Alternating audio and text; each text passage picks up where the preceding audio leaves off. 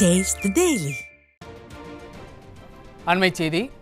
விருதுநகர் மாவட்டம் ராஜபாளையம் தெற்கு காவல் நிலையத்தில் மது போதையில் பெண் காவலருக்கு சிறப்பு சார்பு ஆய்வாளர் பாலியல் தொல்லை கொடுத்த சம்பவம் அதிர்ச்சியை ஏற்படுத்தியிருக்கிறது. அதன் விவரங்களை வழங்குவதற்காக நமது தலைமை செய்தியாளர் ஜெயக்குமார் இணைந்திருக்கிறார். அவரிடம் கேட்கலாம். ஜெயக்குமார், வணக்கம். விவரங்கள். வணக்கம் சைது. திமுக ஆட்சியில் திரும்பிய பக்கமெல்லாம் பாலியல் வன்கொடுமை சம்பவங்களாக அரங்கேறி வருகிறது.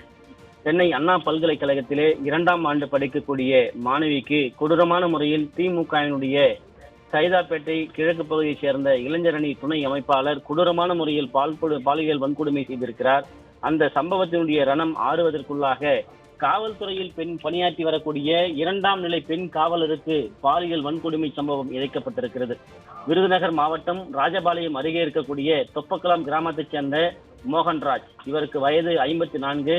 இவர் சிறப்பு சார்பு காவல் ஆய்வாளராக அந்த விருதுநகர் மாவட்டத்தில் இருக்கக்கூடிய தெற்கு காவல் நிலையத்தில் பணியாற்றி வருகிறார். சக காவல் நிலையத்தில் 2ஆம் நிலை காவலராக பணியாற்றி வரக்கூடிய பெண் காவலருக்கு திருமணமானவர். இரவு நேரத்தில் பணிக்கு வந்த பொழுது அவருக்கு அந்த மது போதையில் இருந்த காவலர் பாலியல் தொந்தரவு கொடுத்திருக்கிறார். காவலரே மது போதையில் பணி செய்கிறார் என்றால் திமுக ஆட்சியில் முதலமைச்சர் கையில் இருக்கக்கூடிய காவல்துறையுடைய நிலைமை எப்படி இருக்கிறது என்பதை சிந்தித்து பார்ப்பதற்கும் யோசிப்பதற்குமே வேதனையாக இருக்கிறது. திரும்பிய பக்கமெல்லாம் பாலியல் வன்கொடுமைகளும் பாலியல் கூட்டு பலாத்காரங்களும் நடக்கிறது. ஒட்டுமொத்த தமிழகத்தில் 3 வயது குழந்தை முதல் 80 வயது மூதாட்டி வரை பாதுகாப்பு இல்லாத ஒரு அவலநிலை நீடித்துக் கொண்டிருக்கிறது. குறிப்பாக இந்த சம்பவத்தால் பாதிக்கப்பட்ட பணியில் இருந்த அந்த பெண் காவலர் தன்னுடைய இழைக்கப்பட்ட அநீதி குறித்து புகார் அளித்திருக்கிறார். புகார் அளிக்கப்பட்ட அந்த நிலையில் உடனடியாக விசாரணை நடத்தப்படாமல் காலதாமதமாக விசாரணை எடுத்திருக்கிறார்கள். அதன் பிறகு மது போதையில் இருந்த சிறப்பு உதவி ஆய்வாளர் அந்த மோகன்ராஜ் என்பவர் அவர் மது போதையில் தான் இருந்தார் என்பதை உறுதி செய்திருக்கிறார்கள். பிறகு அவரை பணியிடை நீக்கம் செய்திருக்கிறார்கள். ஒரு பணியில் இருக்கக்கூடிய பெண் காவலருக்கே பணி பாதுகாப்பு இல்லை என்றால் நாட்டில் இருக்கக்கூடிய பெண்களுக்கு காவல்துறையினர் எப்படி பாதுகாப்பு அளிப்பார்கள் என்று பாதிக்கப்பட்ட பெண் காவலரும் அந்த குடும்பத்தைச் சேர்ந்தவர்களும் கேள்வி எழுப்பியிருக்கிறார்கள். ஒட்டுமொத்தமாக விருதுநகர் மாவட்டம் ராஜபாளையம் இருக்கக்கூடிய அந்த தொப்பகுளம் கிராமத்தைச் சேர்ந்த மோகன்ராஜ் என்பவர், அதாவது பணி இடைநீக்கம் செய்தது மட்டும் போதாது, அவரை பணி நீக்கம் செய்ய வேண்டும்.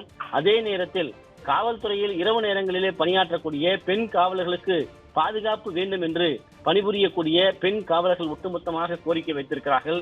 தமிழகத்தில் ஆளக்கூடிய ஸ்டாலினின் திமுக ஆட்சியில் பாலியல் வன்கொடுமை சம்பவங்கள் திரும்பிய பக்கமெல்லாம் நிலவிக் கொண்டிருக்கிறது.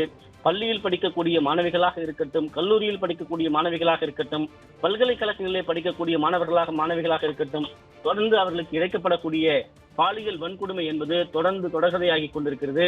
ஒரு பக்கம் திமுகவுடைய நிர்வாகி, அதாவது போதைப் பொருள் கடத்தல் மன்னனாக செயல்படுகிறார்.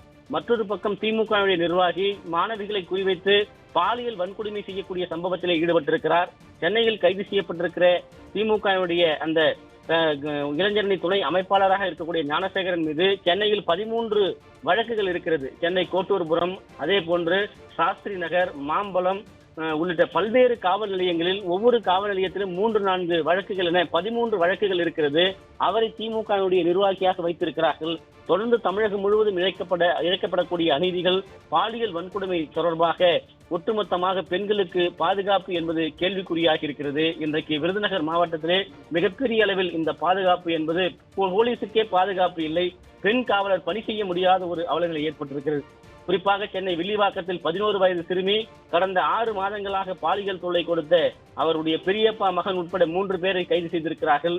குறிப்பாக இந்த சம்பவத்தில் முறையாக குற்றவாளிகளை காவல்துறையினர் புகாரை பெற்று விசாரணை நடத்தப்படவில்லை என்று அந்த சிறுமியினுடைய உறவினர்கள் கதறியது இந்த சென்னை மாநகரத்தையே கண்ணீர் அழகிறதுக்கு அந்த பாலியல் வன்கொடுமை சம்பவம் இருந்தது.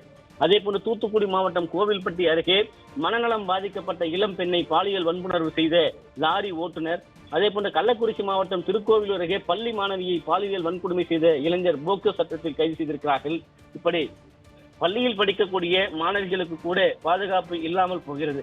சென்னையில் மன வளர்ச்சி குன்றிய கல்லூரி மாணவியை பாலியல் வன்கொடுமை செய்த கொடூர சம்பவம் அரங்கேறியது. குறிப்பாக பாதிக்கப்பட்ட மாணவி கடந்த பல மாதங்களாக அவரை அந்த சென்னை அண்ணா சாலை பகுதியில் இருக்கக்கூடிய கல்லூரியில் படித்து வந்தவரை சக தோழி அறிமுகம் செய்து வைத்து அவரை தனியார் விடுதிகளுக்கு அழைத்துச் சென்று பல நபர்கள் கூட்டு பாலியல் வன்கொடுமையில் ஈடுபட்டிருக்கிறார்கள். இப்படிப்பட்ட சம்பவமும் இந்த சென்னை மாநகரத்தில் தான் அரங்கேறி இருக்கிறது. அதே போன்று காஞ்சிபுரத்திலே 16 வயது நர்சிங் கல்லூரி மாணவி கூட்டு பாலியல் வன்கொடுமைக்கு ஆளாக்கப்பட்ட சம்பவம் தமிழகத்தில் தான் அரங்கேறி இருக்கிறது. 16 வயது படிக்கக்கூடிய நர்சிங் மாணவிக்கு ஒரு கூட்டு பாலியல் வன்கொடுமை அரங்கேறி இருக்கிறது. கடலூர் மாவட்டம் காட்டுமன்னார் கோடி அருகே அதாவது பள்ளி மாணவியை கர்ப்பமாக்கிய சம்பவமும் தமிழகத்தில் தான் அரங்கேறி இருக்கிறது. ஒட்டுமொத்தமாக திரும்பிய பக்கமெல்லாம் பாலியல் வன்கொடுமைகளும் பள்ளியில் படிக்கக்கூடிய மாணவிகளுக்கும் பல்கலைக்கழகங்களிலே படிக்கக்கூடிய மாணவிகளுக்கும் வீட்டிலே தனியாக இருக்கக்கூடிய மூதாட்டிகளுக்கும் பாதுகாப்பு இல்லாத ஒரு சூழ்நிலை ஏற்பட்டிருக்கிறது.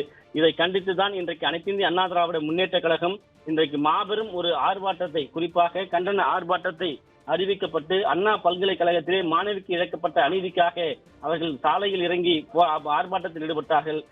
போராட்டத்திற்கு வருவதற்கு முன்பாகவே காவல்துறையினர் அவர்களை அத்துமீறி கைது செய்து ஆங்காங்கே அடைத்து வைத்திருக்கிறார்கள். இந்த நிலையில் தற்போது தமிழகம் முழுவதும், அதாவது திமுக ஆட்சியில் தமிழகம் முழுவதும் நடைபெறக்கூடிய பாலியல் வன்கொடுமை சம்பவங்களை கண்டித்து அனைத்திந்திய அண்ணா திராவிட முன்னேற்ற கழகத்துடைய பொதுச் செயலாளர் புரட்சித் தமிழர் எடப்பாடி கே பழனிசாமி அவர்கள் நாளை வெள்ளிக்கிழமை 27/12/2024 ஒவ்வொரு மாவட்ட அலுவலகங்கள் முன்பாகவும் மக்கள் கூடக்கூடிய அமைப்பு ரீதியாக மாவட்ட தலைநகரங்களிலும் மாபெரும் கண்டன ஆர்ப்பாட்டம், பெண்களுக்கு எதிராக நடைபெறக்கூடிய வன்கொடுமைகள் பாலியல் சீண்டலை கண்டித்து இந்த ஆர்ப்பாட்டம் நடைபெறும் என்று அறிவிக்கப்பட்டிருப்பது குறிப்பிடத்தக்கது.